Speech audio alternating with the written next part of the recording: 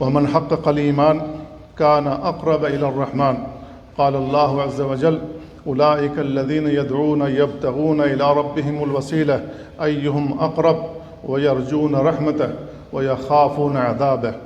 قال ابن القيم رحمه الله: فابتغاء الوسيلة إلى الله طلب القرب منه بالعبودية والمحبة، فذكر مقامات الإيمان الثلاثة: الحب والخوف والرجاء.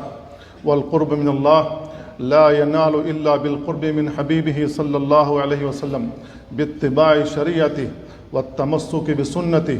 قال تعالى: قل إن كنتم تحبون الله فاتبعوني يحببكم الله ويغفر لكم ذنوبكم والله قريب ممن دعاه. قال الله عز وجل: وإذا سألك عبادي عني فإني قريب.